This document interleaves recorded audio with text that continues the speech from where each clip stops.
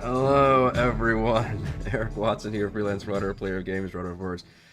Excuse me, recorder of videos, and tabletop role-playing aficionado. Welcome to a somewhat snotty crafting edition of my bi-weekly behind-the-scenes DM-only live stream, Crafting the Deep, which I build right and prepare for our next session of Call from the Deep. I am alive, I swear. If you're playing characters Gottwald, Mock, Sabro, Twirl, this stream is not meant for you to be full of spoilers, but for the rest of you, welcome. We stream our D&D sessions live on YouTube every Friday. You can join our official Discord server with the invite link in the description below. If you would like to support the channel, please check out patreon.com/RogueWatson. For our campaign, we use Roll20. For streaming, I use OBS Studio. For medicine, I always use store brand Dayquil. I have been, well, those of you that would join me for the Tuesday stream know that I was foreshadowing an illness with all the right symptoms, and sure enough, it really came and kicked my ass on Wednesday, which honestly is a great day to have the worst of it hit me because I don't have any big things happening on Wednesday other than just a normal work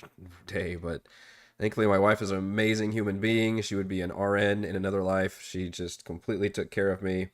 I literally had basically low-grade fever and was in bed for most of the day yesterday, sleeping off and on. So that was a lot of fun, but feel a little bit better today. Maybe I'm up to like 60% or so. Excuse me. I know it's not great for a stream because I'm going to be hacking and coughing and sneezing and everything, which is lovely. And thankfully you can't catch anything through the digital sphere that we're using. But I didn't do a crafting stream on Monday, and I was like, damn it, I don't want to not do one today either because not even for y'all, this is for me. Like, I need to craft for D&D for tomorrow because, as I mentioned, I've been out. Excuse me.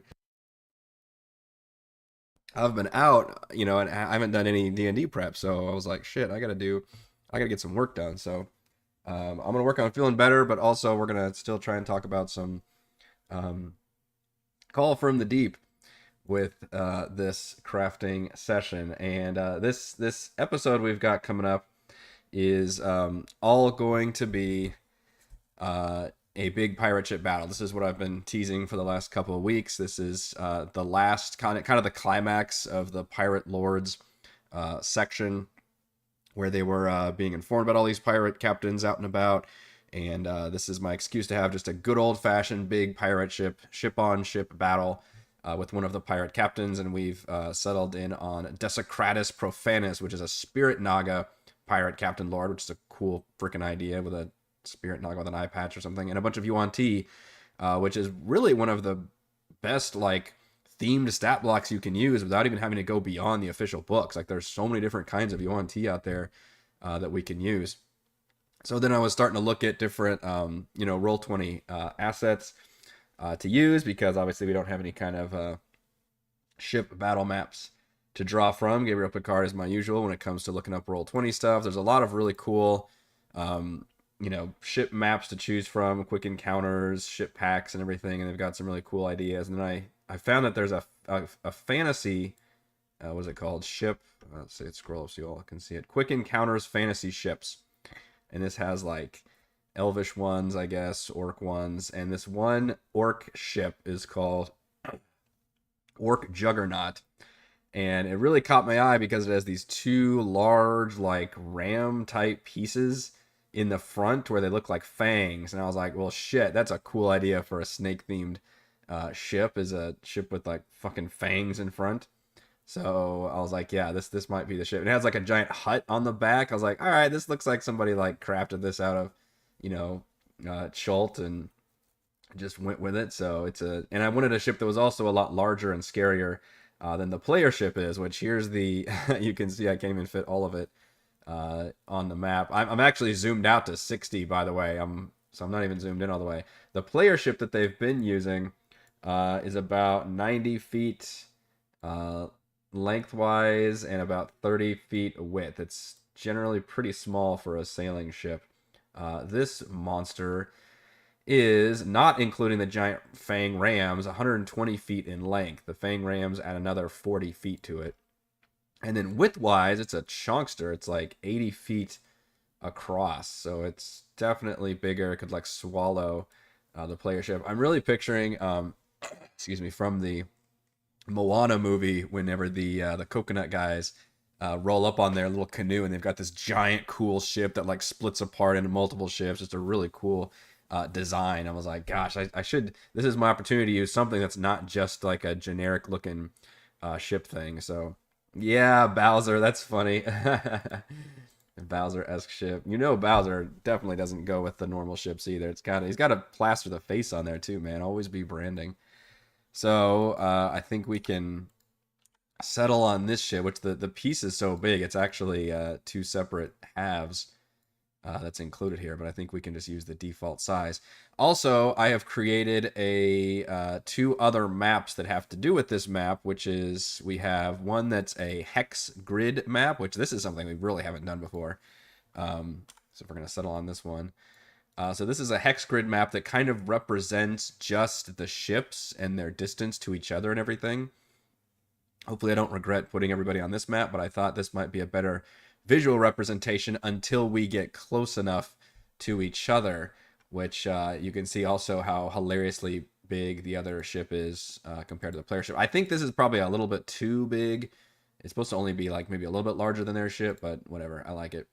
And I think I'm going to start them approximately 600 feet away from each other. Maybe we'll do 500 feet. I don't know. But I definitely want to put them in initiative order and actually use this map first. And we can go back and look at how the ship rules work as well. But I think Call from the Deep generally had pretty easy ship. Oh yeah, by the way, they didn't get any of that cool treasure from... They got the one wand of wonder, I guess, from the last treasure area. All right, I got to blow my nose. Give me a second.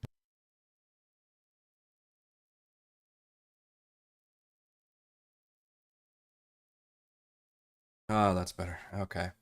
So I may have to give poor Mac that spear gun somewhere else. Maybe it'll be in Tentrix's lair, because I definitely don't. Oh, I just got dizzy from pulling my nose really hard. Oh, that's fun. God, it's a pain in the ass. Because I do want him to get that underwater crossbow thing at some point. What was I looking up? The rules for ship combat. They be under here? No. Thought they'd be under supplemental rules, but perhaps not. I guess it's maybe under just Call from the Deep. Section. Ships and crews. Running a ship. Yeah, that's where it is. Okay. That's right, because appendix is what's going to be from Call from the Deep. Yeah, so it just says roll initiative equal to like the average of the whole crew. And then you can take either the attack, dash, or dodge action with the ship. So what I'm going to have to try to work around the rules is how far can their ship possibly move and make sure that the enemy ship is better than their ship in every way. Take that, you bastards. With the idea being you can't actually outrun this ship. You can try for a round or two, but like even if they're dashing every round, I guess if I follow those actions and if a ship is dashing, they're not actually being able to attack as well. That's interesting. Take the following actions on a turn: attack, dash, or dodge. So maybe if the players dash, then that forces the enemy to dash. But if the enemy's dashing, even if the player's dashing, they still can't escape them. So they will eventually the enemy will close in on them. So instead, once the players stop dashing, they can either try to take the dodge or even turn around and attack action or move towards the enemy ship. In which case, then we can start firing on them with all our stuff, because as we determined, longbows, you can still fire at disadvantage at this length, unless of course you're stupid Mac or sharpshooter. Hey Mac, it turns out that all the enemy archers have sharpshooter as well. Who knew? They're all lethal archers. We are gonna have to come up with stats for the ship. Should I list them here? I think the player ship generally has somewhere between a caravel and a cog in terms of the AC and hit point. I'm pretty sure they have 200 hit points and 15 AC. I think that's correct. So we definitely want to give. Maybe it's 300 hit points. I don't know. I really have to look that up. Either way, I think this will probably count as something closer to a warship, where it will have better speed. Although it looks like actually only limited ones have better speed, like a galley. But I'll give them better speed. They'll have more crew, and actually, it looks like weirdly AC is about the same for all the ships, but maybe they'll have more hit points on the warship. Where's the Sharky token? Oh yeah, he could have a shark token. That's actually a good point. We could put the shark token on there. The giant shark, because he is riding a giant shark. They're gonna try to pull that shit, which is fun. Like I gave him the opportunity. I said like, yeah, you can totally do this. I'm down with it.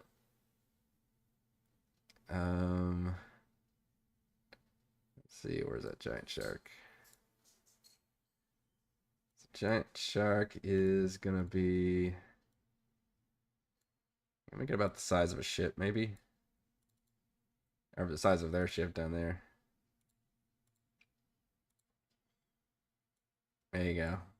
Shark is swimming alongside the ship. Done and done. We got it. Yeah, I'm sure they'll want to use the shark in some way, and maybe they'll have something clever planned where like they can jump in the water and do all these crazy things. I'm willing to hear it out because this is the part where like I can plan. Excuse me. I can plan for all these, different ideas, but without knowing what. Oh, hang on one second.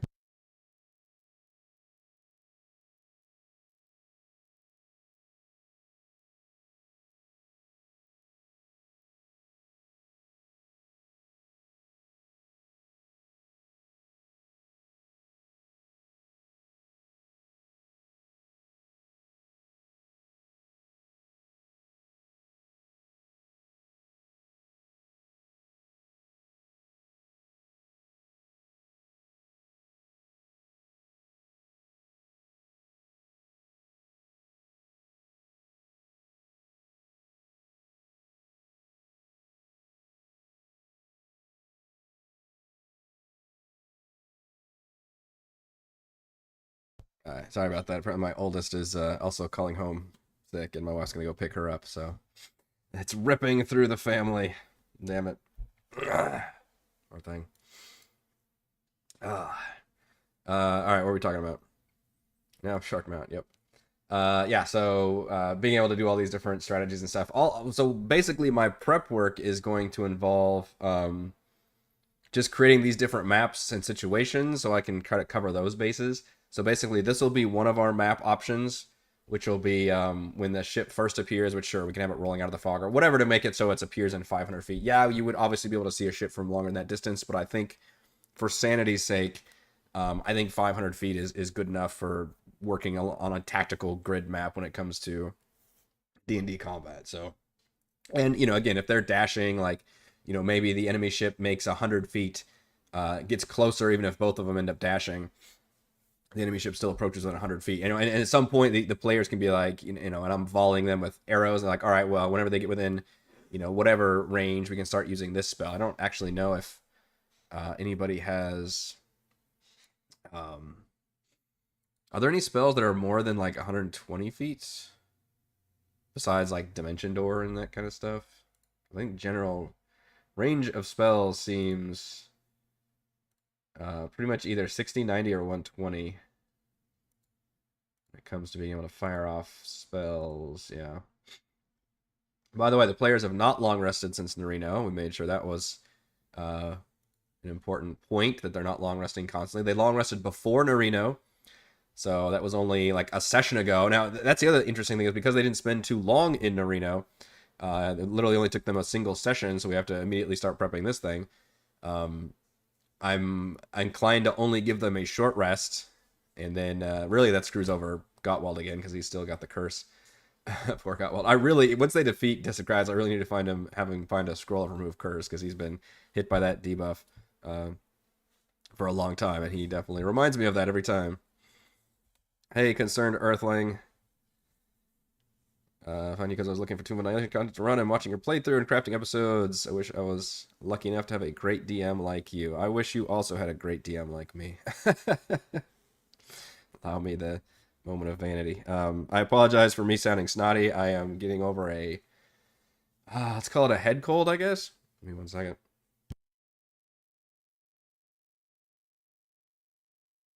It's the classic. My kids are back in school, and like immediately the whole family got sick.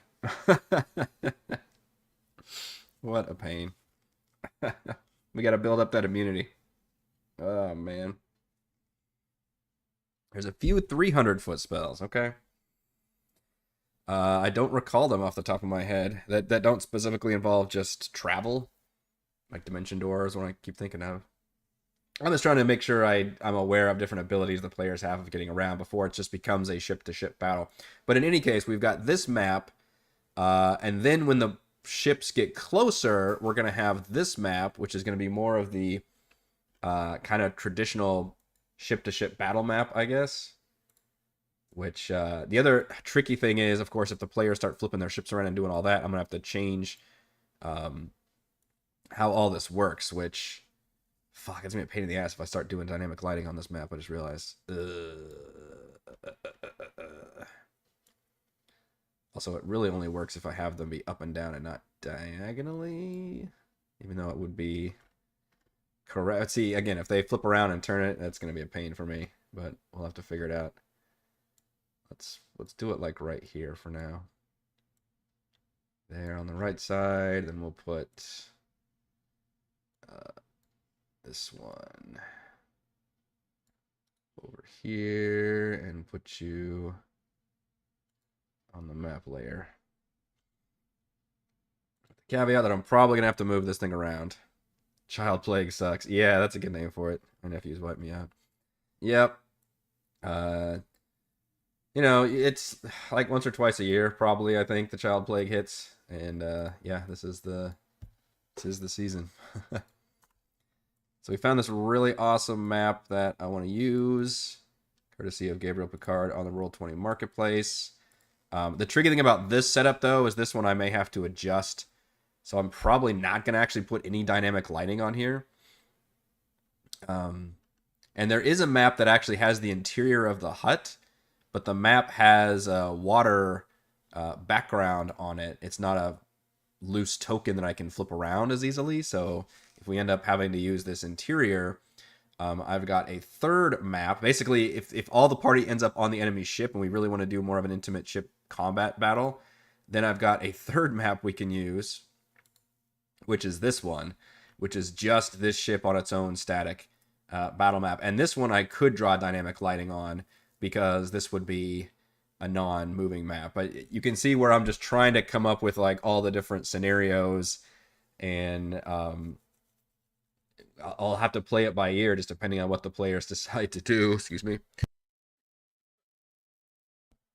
Turns out the more I talk, the more it's going to make me cough as well. Who knew about that? This is the interior of that hut in the back. And then we still need to come up with our exact makeup of how many crew to use. I do want this to be a beatable encounter. This is not supposed to be some like, oh shit, we need to escape thing.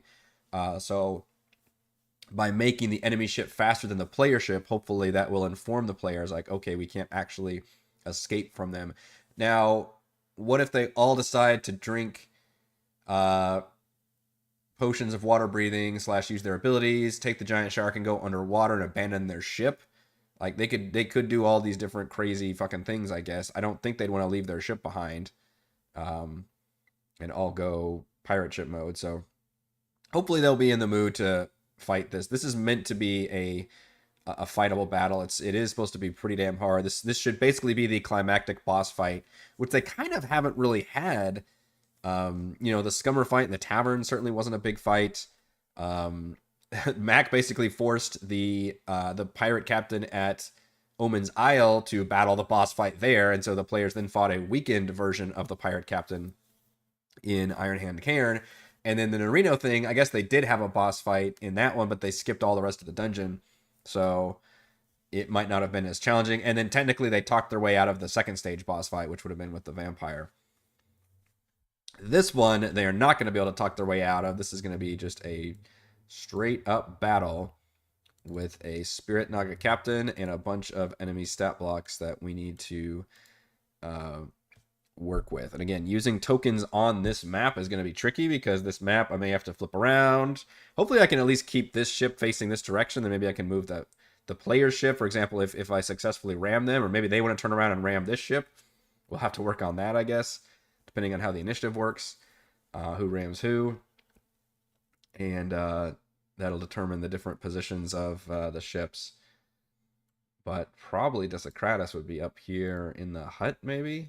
Where's the actual, like, steering mechanism? I don't know. Also, is this is off slightly? Maybe? This wheel looks like it's not correctly synced up with the bottom half. Yeah, this is not right. Need to scooch over. Oh, no, it doesn't stick properly? Come on, dude. I haven't resized you. Why would you do that to me? Why would you not be even on both sides?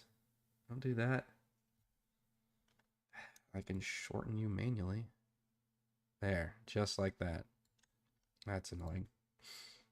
Nope, it's still not right because these things are off. Oh my goodness, what is happening? Both look at that. Oh, you can't see it on my. Let's see if I scooch it down. I'm looking at these two posts right here, and these are both off. This is why I wanted to use these built-in maps, because I wouldn't have these problems. What on earth is going on? All right, maybe just make it one. That's wild. It like doesn't match. Crazy. Mac casts enlarge on Sharky. Does Mac have that? All right, how is it supposed to look?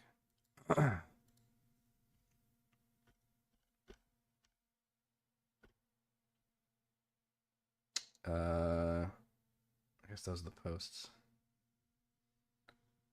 How wide are you supposed to be? Let's do it by the corner. 80 feet wide.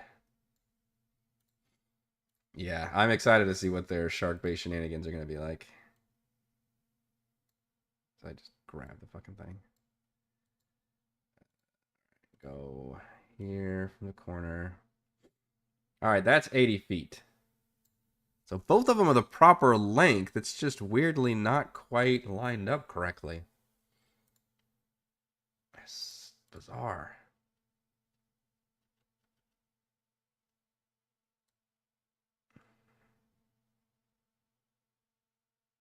So you just stretch a little bit further out. Dun, dun, dun, dun, dun. I mean, there, that kind of lines it up. All right, if I just move this manually. All right, that lines up. We'll leave it like that. I'm going to stop fucking with it. All right, we don't want to move this map anymore. So the players also have a bunch of NPCs on their side that they can utilize in this battle. And I'm tempted to just give... Oh, you're not pre-embiggen, although you can certainly embiggen. We're going to put that giant shark on this map, too. Sharky. Giant shark, do do do do do do. Giant shark, do do do do do do. Giant shark. That one. That one on the GM layer. All right, we need to add more NPCs. Some Max. Two in the back. Riding the giant shark, riding dirty. We should have Borgus and 2 Tritons. And then like random NPC crew as well. I think they've got a deck wizard. Yeah, maybe it'd be fun to have everybody have their PC and then one NPC. I wonder if we can do it like that. Has anybody experimented with doling out NPCs before? All right, where are the rest of their NPCs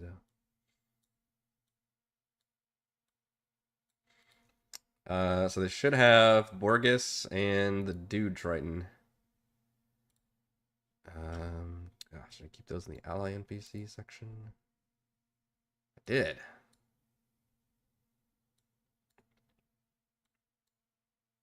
Oh, crap. I don't have Super Borgus, though. No. What did I do with that Super Borgus token? Let's look at the... Where's the last time we used him? Final enemy. I should have taken a deep breath. Now it really when I cough. Oh my goodness, excuse me. No, what am I looking at? This is not the map we used. Eric, you fucking dumbass. There we go. That's the one we used. All right. There's Morgus. Morgus in all his glory. Look at the climax here. All right, so we'll grab this Borgus and put you on this map. There you are. You can have your 20 hit points back. I'm sure you've rested. So, we've got 2 Tritons.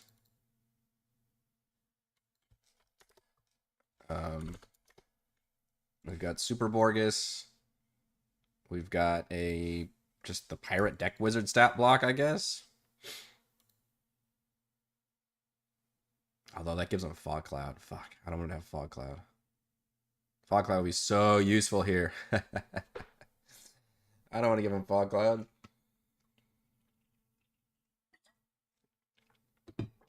Oh, man.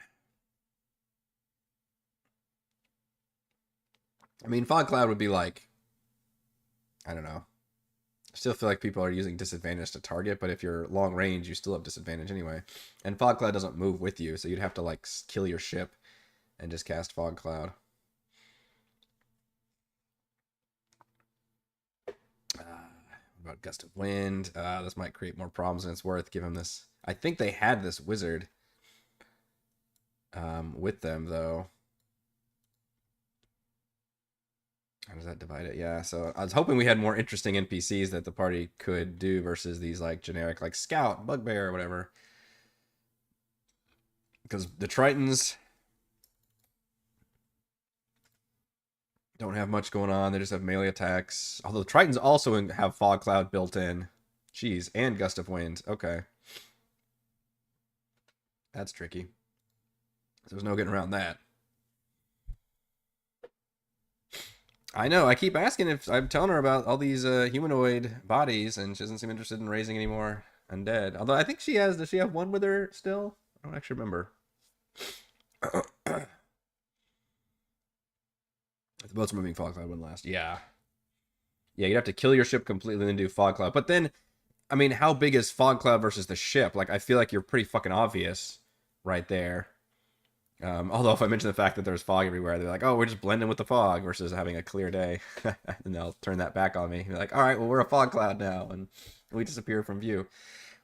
It would just feel weird to, like, deny this entire thing. But the thing is, if the enemy ship is still firing arrows in that direction, like, what does Fog Cloud do versus give you disadvantage? And if they're outside of their normal range, then you have disadvantage anyway. So the weird thing is I either make Fog Cloud, like, really incredibly useful, where it's like, oh, shit, they're gone.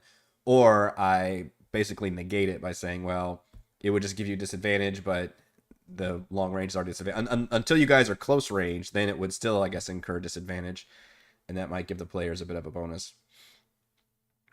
We can also make sure our Spirit Naga has Dispel Magic, although I think Dispel Magic has a certain range on it.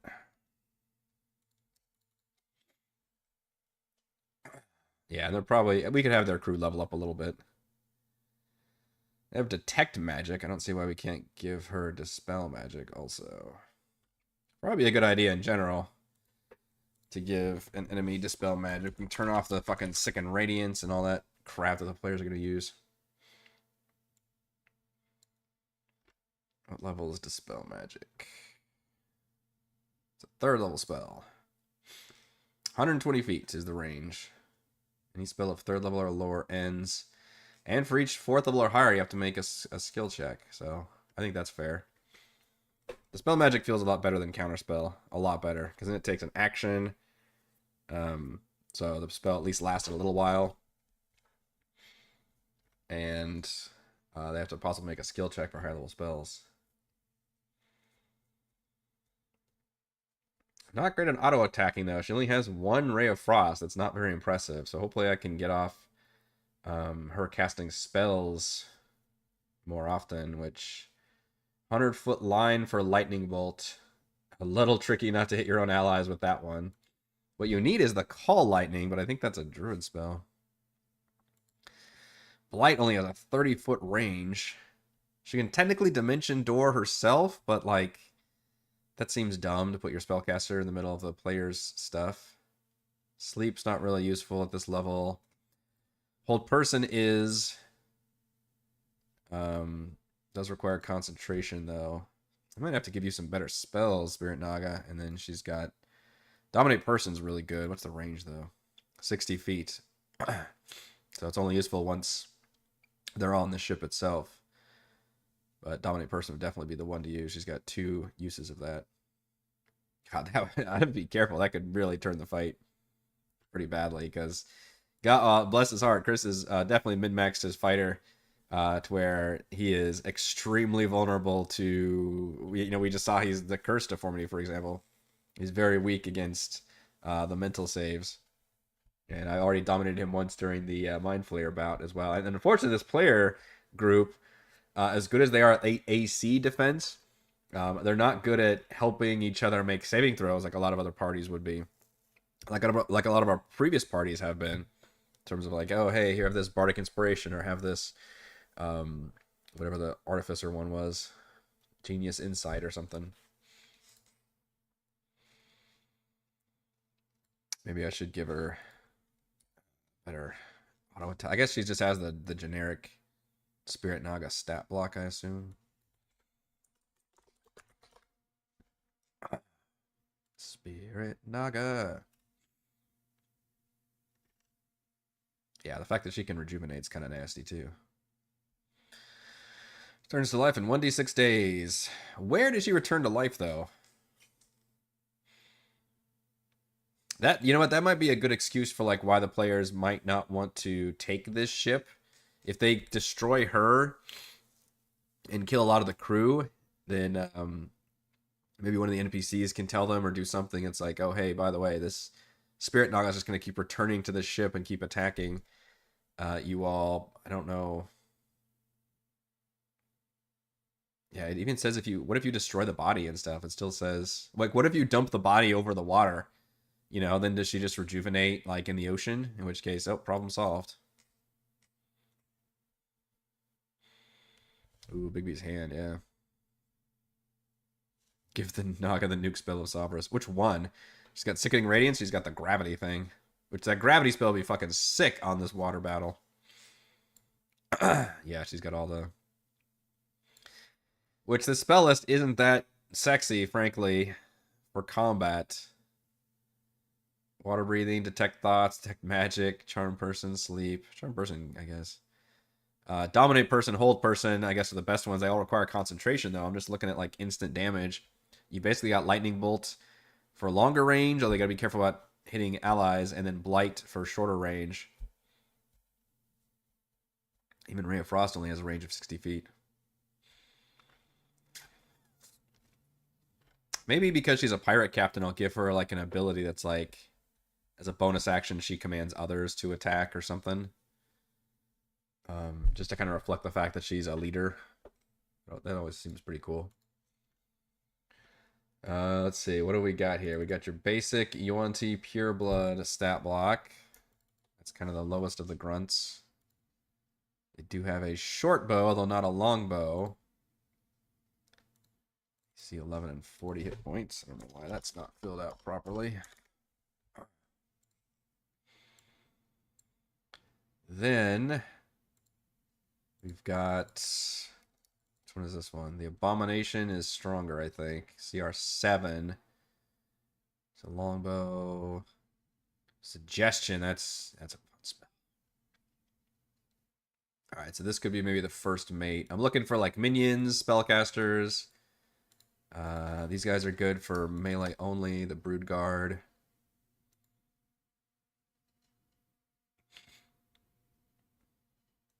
Yeah, their goal. I don't know how to tell them this. I mean, maybe through other NPCs, it can be like, look, if we can take the captain down, if we can defeat the captain, that should cripple the ship because there'll be a lot of like infighting and all this other like the basically leadership is falling apart, and then we should be able to escape.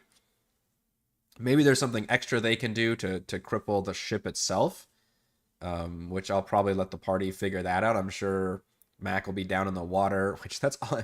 If Mac literally does like shark shit the whole time, it would be fun, but it would again break the balance of the fight because he's such a big part of their DPS.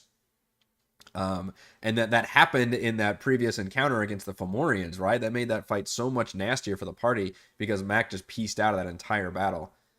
So, it should be cool and rewarding that he does different things, but man, it also makes it trickier for the party because he's such a big part of their damage output. Blew my nose again.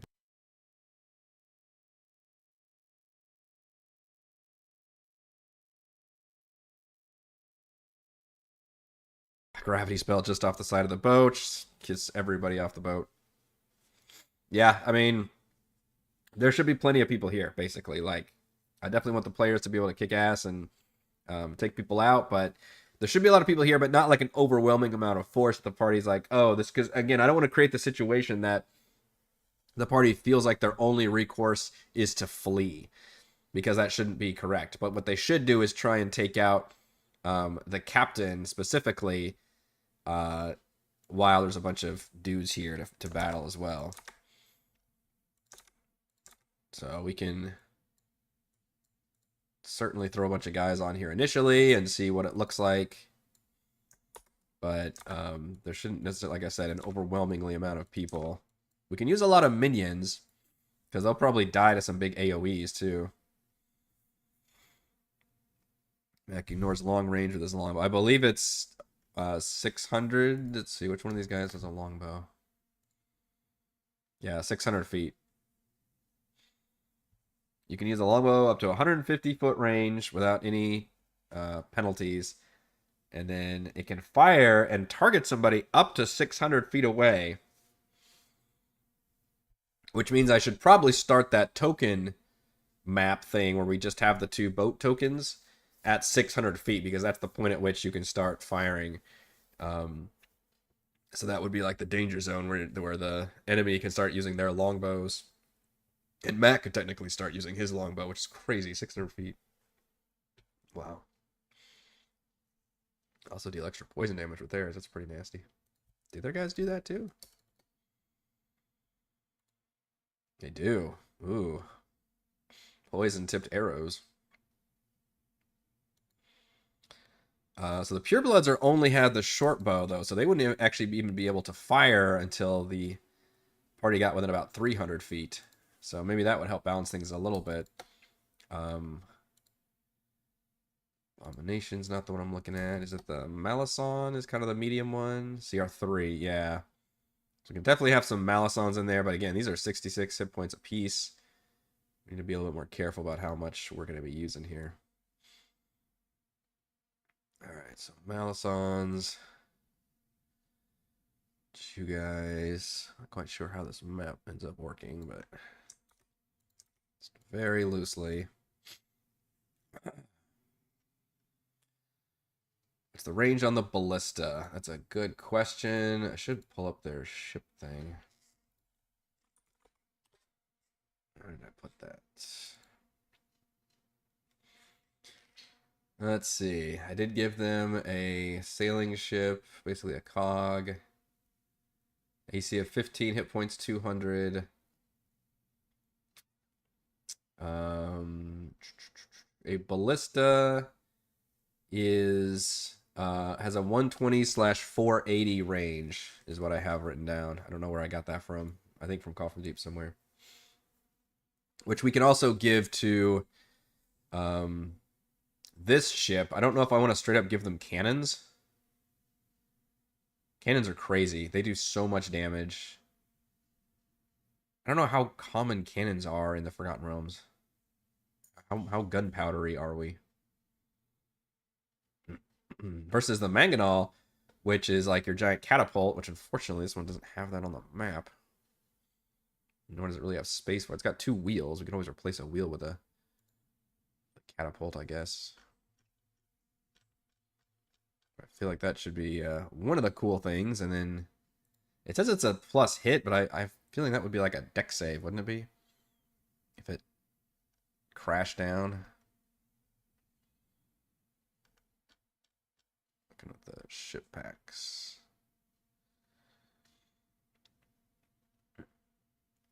Cannons. Yep, we definitely have cannons here. All kinds of cannon options. Assume ballista somewhere in here. Got a cough again.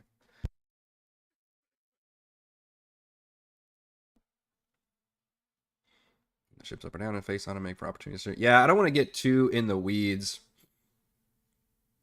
Nitpicky about range and everything. Like, I know you could also argue like, well, not everybody's going to be in range, but like, yeah, but if the ship in general is in range, then I'm going to just make it in range. Like, I don't want to have to be too crazy. But if something is like a 300-foot range versus a 600-foot range, then that we can look at in terms of what all can fire. It does feel weird that you can fire a longbow a lot farther than a mounted ballista. Am I the only one that thinks that's weird? It says a mounted ballista has can up to 480 is the max range. 120, 480. I basically round that up to 500. Yeah, that seems utterly crazy. Also, how do you target somebody with your weapons? I don't think you are targeting anybody. If at that range you're just like firing, you're volleying it in the air, you know, like a war scene where you've got like archers loose and they're just firing up in the air to make them arc down and just shoot whoever. So I feel like you just have to do it with token fate, I guess, and just determine who's going to get hit by that. I could almost make it, you know, we had success with this before, doing the layer action kind of a thing every round and just be like, oh, hey, this is what's happening this round in terms of either a ballista's firing or, you know, something's happening to make it be like, this is the ongoing chaos of battle versus, well, I guess the other way we're doing is the ship has its own initiative, I guess. So the ship is sort of that layer action because the ship can choose to either attack or dodge or dash or whatever in that point. But once the party gets close, is the ship actually taking the attack action anymore? Or is it that the crew are now like fighting the players once they've like... What I'd like to do is have just a giant boarding thing between players and enemies. And a lot of players being able... Or a lot of the enemies being able to shoot, you know, their long range attacks. But then like the board, when they board... have all these brood guards like swarm over and do melee attacks on the party. Yeah, that longbow range is kind of crazy. If we do give them a mangonel, which unfortunately I'm not seeing a token, but that would give these guys some serious range too. Bunch of cannons, but maybe it's on a different ship pack. How is mangonel or catapult not an option? Excuse me. So many cannon options. Gangplanks. Yeah, I'm not seeing even ship damage options. I'm sure if I just search Roll20 in general, I could find something. But all I'm seeing are cannon. I'm not even seeing ballista either, which is annoying. I think I must have used a different ballista token at some point. Because I know the party has their ram and they have a ballista that they can fire as well. And that would be kind of the same thing, right? Just roll like a token fate to determine, I guess, who they're able to target with their thing, which it does do good damage. A ballista's a 3d10. So if I have like, if I just give these guys like 2 ballistas, you know, able to fire random people and shit. Or we could also include the ship itself as token fate, I guess. So they're just like shooting and maybe it just hits the ship. Although technically odds are it would hit somebody other than a player if I'm including the ship as the same, you know, weight as the players. So like if player 1, player 2, player 3, player 4, and then ship, then a ship is just has the same exact chance of hitting any individual person. You could also include all their NPCs, though. They could also get shot and killed by these volley of arrows. I don't want to make this, again, an impossible endeavor for the party to deal with. So I'm still trying to figure out how many dudes to use. Desicratus definitely has spellcasting capabilities. We can give her more hit points. She's right now only at 75. So probably at least needs 100 hit points. I threw up there 4 Yuan-Ti Purebloods, 2 Malisons, and basically whatever amount of Brood Guards who are going to be running the ship while everybody else is firing bows. That only gives them 2 longbows at range, but also they could be, others could be firing ballistas. And then once they get closer to like 300 range, then that could be a lot deadlier. And then maybe give at least 1 other spellcaster, either the Nightmare Speaker or I think that's the Pitmaster, which can do the Invoke Nightmare ability and do this kind of ranged Spectral Fangs ability, which seems pretty cool. Or there's the Pitmaster, which can try to put people to sleep. Also has Spectral Fangs. Has Hold Person Invisibility. They all have Suggestion. So we'll figure out which one of those to use. And maybe that will be the right... I don't know if I even want to include somebody like an Abomination. It might be too strong. Things are getting too nasty for this party. I guess the problem is I haven't really seen this party at full strength yet. We got close with the last battle we had, but even then that was an underwater battle, so that limited what the party could do. Poor Gottwald got like feared for most of it. Max showed up only after like a round had gone by, so we just haven't seen really what this full party is capable of in a while at this level. So it's hard for me to balance for that accordingly. And obviously this situation gives a lot of advantage to the enemy, but hopefully the party, I'm not necessarily telling them all the different strategies they have, but hopefully they can come up with something that can give them an advantage. Like we still got to put the giant shark in this map, don't we? Oh no, we don't. It's right there. Like for example, Mac with his giant shark can be like attacking the ship. The shark is going to be a little bit limited in what it can do, but it can definitely target the ship and try to attack it.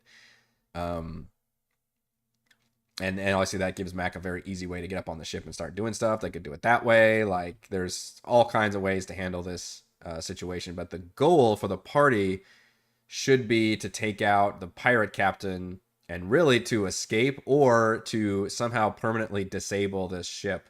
But if they disable the ship without taking out the pirate captain, there's a chance I may have Desicratus show up at Tentrix's lair then.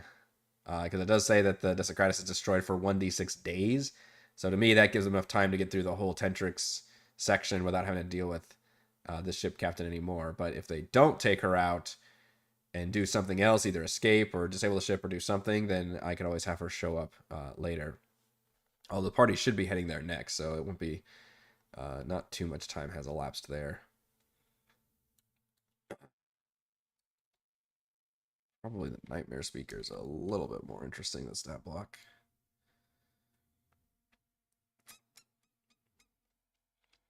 You can concentrate on basically casting like Phantasmal Image or something, the damaging one.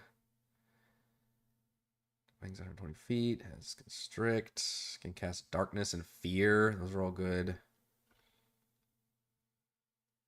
I mean, just being able to make these Spectral Fang attacks are pretty damn good. 120 feet doing 16 necrotic damage. Jeebus. Alright, so if we're looking at this... And again, it's really up to me depending on how... There could always be more people underneath, that are rushing up to fight the party if they start taking too many out. I can probably not so much Malisons and the Nightmare Speaker, but definitely more Brood Guards and Purebloods would be the main source of their crew. Consider how to handle fire and sails. Yeah, I could see that. They just try to like burn the ship.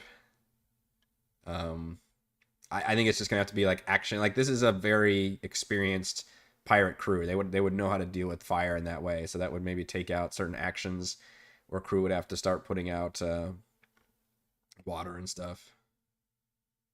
buckets and whatever they can do, or I don't know. Hopefully shit's not very easy to set on fire on here either. They use whatever water resistant wood they can. Maybe they have some kind of just water spell they can summon. Let's grab all these guys and put them on the other map, see what it looks like.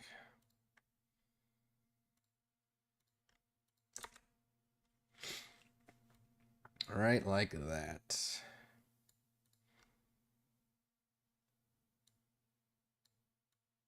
maybe we'll stick them up there.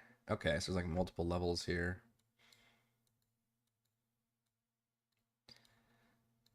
So these guys are like wingman the ship. These guys are up here firing off.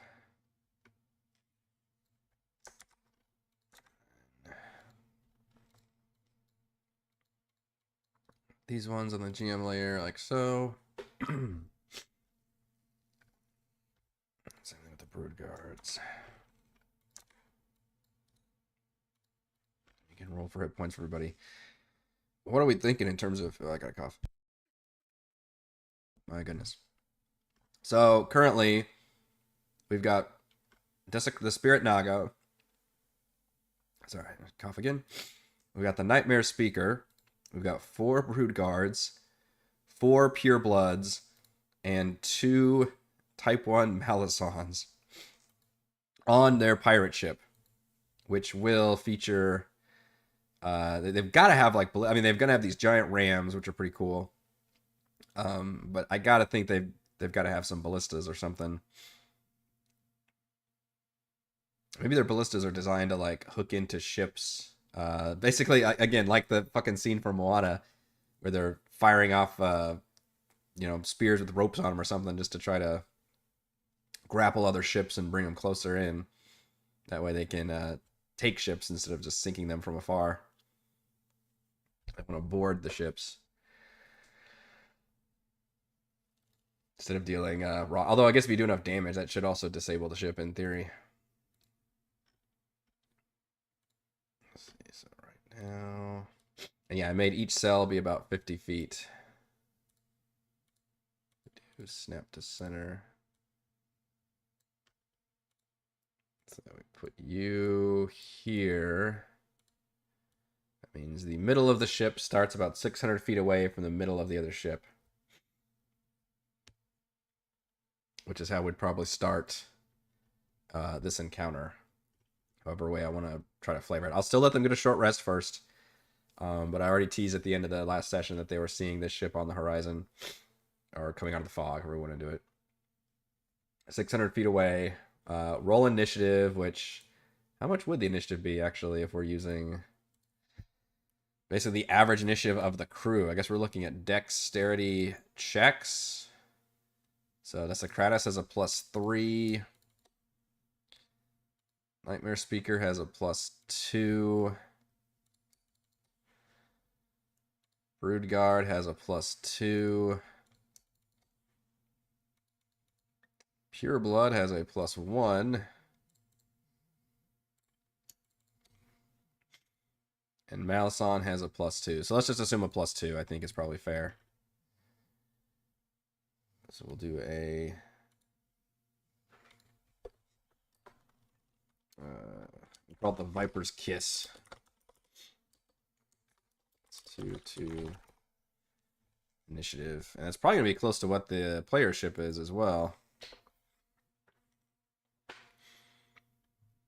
A ballista on each side mounted toward the front behind the rams. 180-degree swing and a mangonel or 2 on the deck. I know, that mangonel's the thing we need to be careful of. So like ballistas maybe here, we're thinking. In which case I need to move some pure bloods up there. Because they can be manning the ballistas. Or maybe just the brood guards. The brood guards can be working all the shit. Yeah, we'll put the ballistas like here, and then if we want to do the mangonel, we'll probably replace one of these. I don't know, there's 2 ship wheels here. We can replace one of those maybe. The mangonel, even though it's giant sails everywhere on this ship. Their ship's so much more detailed than the 4-player ship. But I think that's part of the point of it. It's supposed to be really challenging and intimidating for the party to deal with, and look pretty unique as well. It's going to be tricky, though. This is, I mean, all I can do is create the maps, create the tokens, and then it really just depends on what choices the players make in terms of what battle maps we even end up using or what the situations are. And, of course, creating a battlefield with moving vehicles creates another, complication on top of all that. So we will endeavor to do our best, I think.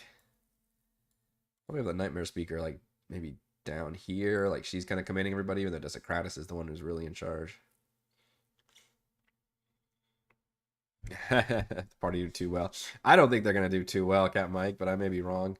Again, I haven't really seen them at full strength above water fight as a party yet, and we may not even see that because Mac is with his giant shark, so he may just fuck off and do his own shark-related shenanigans. Shark-nanigans, if you will. Which we could very much see that. But the players will also be able to use the full contingent of their NPC allies.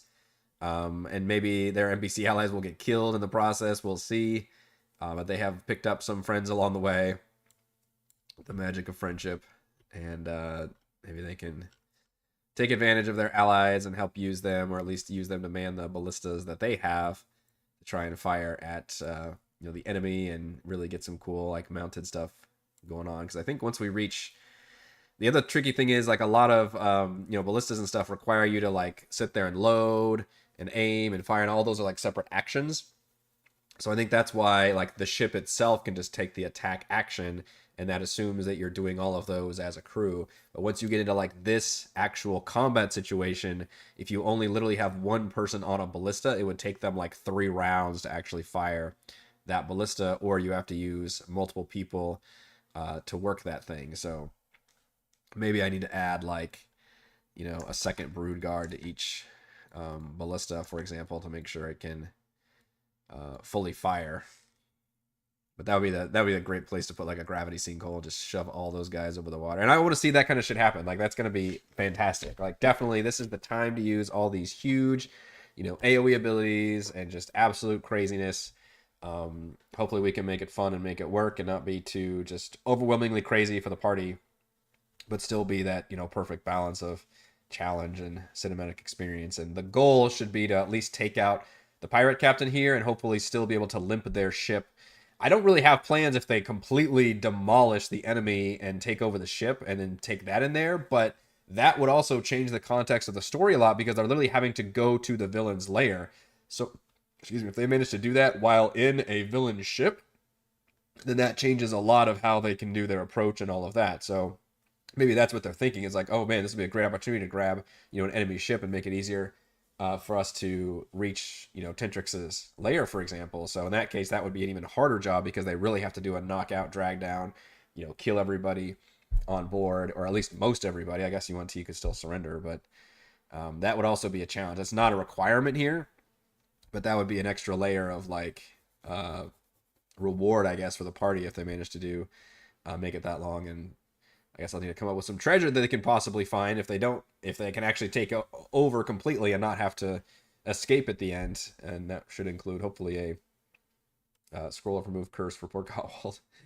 All right. I managed to get through this with only hacking and sneezing a little bit, but I think that is going to do it for this week's Crafting the Deep, or this Thursday edition of Crafting the Deep. Hopefully I will feel a little bit better and sound a little bit better for tomorrow. If you enjoy the content, please do check out patreon.com/Rogue Watson. Shouts to Platinum patrons Joe, Will, Thomas, Stan, Brennan, Genocide, Eclectic Roleplayer, Roll, Christopher, Corey, Big Nut, John F, John L, Tyler, Nathan, Cap Chris, like Counselor, Andrew, Dell, The Real Jordan, Stephanie, Patrick, Jason, Ismail, Amit, Spuds, Sharni, Warden, Harold, Udemoni, LLC, Jamie, Reese, Tom, Lucius, and AJ, and Gold patrons RPG, Papercraft, Pretty Boy, and Yuma, Dead Lizard Lounge, Jerome, Nathan, Fazgatora, Scott, Rufus, Karen, Jerry, Glenn, Marcus, and Mark. Thank you all very much for your support. I will see you for D&D tomorrow.